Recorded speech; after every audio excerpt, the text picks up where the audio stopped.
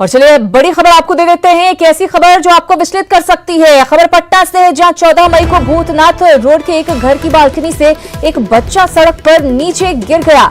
मकान में लगे सीसीटीवी में बच्चे के गिरने की तस्वीरें कैद हुई हैं। हम आपको पूरी तस्वीर नहीं दिखा सकते हैं क्योंकि तस्वीरें किसी को भी विचलित कर सकती है। 6 दिन पहले की घटना की इस तस्वीर को दिखाने का हमारा मकसद आपको आगाह करना है, क्योंकि बच्चे हर किसी के घर में होते हैं। आप अपने बच्चे को लेकर लापरवाह मत रहिए, क्योंकि थोड़ी सी लापरवाही भारी पड़ सकती है। ये अस्पताल में जिंदगी और मौत से जूझ रहा है। नन्हा सा बच्चा, छोटा सा बच्चा, शरीर में कई फ्रैक्चर आ गए हैं। प्राइवेट अस्पताल में बच्चे का इलाज फिलहाल चल रहा है। इस तस्वीर में सबसे शर्मनाक बात यह है कि बच्चा गिरकर सड़क पर अचेत पड़ा हुआ है, लेकिन किसी ने जहमत नहीं उठाई कि बच्चे को उठा ले, परिजनों को सूचित करे या अस्पताल पहुंचाए। उसके परिजनों को सूचना तक नहीं दी गई। अगर सड़क से गुजरने वाले लोगों ने जरा सी भी मानवता दिखाई होती तो आज इस बच्चे का ये हाल नहीं होता। देखिए, दिल दहलाने वाली, कचोटने वाली दरअसल ये तस्वीर है। बालकनी से सड़क पर नीचे बच्चा गिर जाता है, लेकिन आसपास गुजरने वाले लोगों का ध्यान तक नहीं जाता, कोई जहमत नहीं उठाता कि बच्चे को उठाए या फिर परिजनों को सूचित करे। तो बहुत ही ये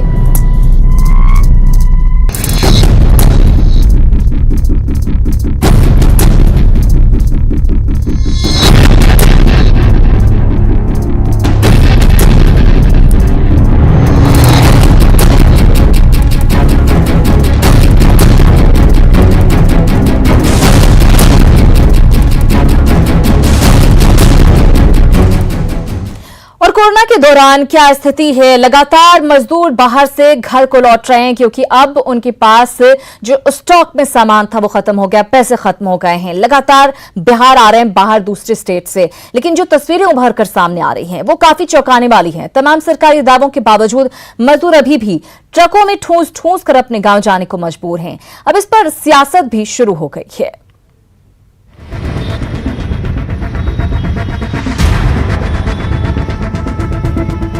ये तस्वीर है पटना से होकर गुजरने वाले NH-30 की। कोरोना बंदी के बावजूद सड़कों पर सरपट गाड़ियां दौड़ रही हैं और कई ट्रकों पर आपको ठसाठस लदे मजदूर भी दिख जाएंगे, जबकि सरकार का दावा है कि बाहर से आने वाले मजदूरों को घर तक पहुंचाने के लिए बसों की व्यवस्था की गई है। लगभग 1 लाख लोग प्रतिदिन हम लोग विभिन्न माध्यमों से, जिसमें 4500 बसेस हैं और 60 ट्रेन है, उसके माध्यमों से पहुंचा रहे हैं। इधर विपक्ष सरकार के दावों पर सवाल खड़े कर रहा है। कांग्रेस नेता प्रेमचंद मिश्रा की माने तो मजदूरों को लेकर सरकार तनिक भी गंभीर नहीं है, लिहाजा मजदूर बेवजह मारे जा रहे हैं। बिहार में कोई व्यवस्था नहीं है, न क्वारंटीन केंद्रों में कोई व्यवस्था है, न मजदूरों को पटना से उनके गंतव्य तक पहुंचाने की कोई व्यवस्था है, तो बीमारी और संक्रमण तो फैलेगा ही। वैसे सरकार की दलीलों और विपक्ष के आरोपों के बीच यदि कोई पिस रहा है तो वो है प्रवासी मजदूर, जो ट्रेनों के जरिए बिहार तक तो जैसे तैसे पहुंच रहे हैं, लेकिन उन्हें घर तक पहुंचाने का कोई मुकम्मल इंतजाम नहीं किया गया है। कोरोना बंदी में शुरुआती दौर में अप्रवासी मजदूरों का बिहार नहीं आना एक अहम राजनीतिक मुद्दा बन गया था, लेकिन अब जिस तरीके से ट्रकों में भर भर कर मजदूर अपने पैतृक जिलों में जा रहे हैं, उसे लेकर भी विपक्ष ने सरकार पर बड़े सवाल खड़े कर दिए हैं। हाल के दिनों में जो दुर्घटनाएं हुई हैं, उसको लेकर भी विपक्ष सरकार पर कड़ा प्रहार करने में लगा है। वैसे परिवहन विभाग की माने तो अब मजदूरों को ट्रकों से नहीं ले जाने को लेकर कई तरह के इंस्ट्रक्शंस जारी किए गए हैं और खासकर मजदूर ट्रेन से अपने पैतृक जिले जाएं, इस बात की व्यवस्था बड़े तौर पर की जा रही है। हालांकि सरकारी दावे में कितना दम है, इसका पता आने वाले दिनों में चल सकेगा। कैमरा पर्सन राहुल के साथ संजय कुमार, न्यूज़ 18 पटना। लॉकडाउन 4 में कई व्यावसायिक प्रतिष्ठानों को खोलने की छूट दी गई है, जिसमें रेस्टोरेंट और होटल भी शामिल हैं। सरकारी आदेश के मुताबिक होटल और रेस्टोरेंट को होम डिलीवरी करने की छूट दी गई है, लेकिन सरकार के इस आदेश के बाद भी इस व्यवसाय को कोई खास फायदा नहीं हो रहा है।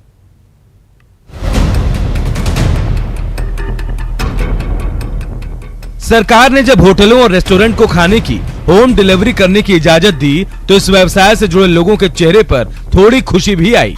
लेकिन उनकी ये खुशी धरी की धरी रह गई।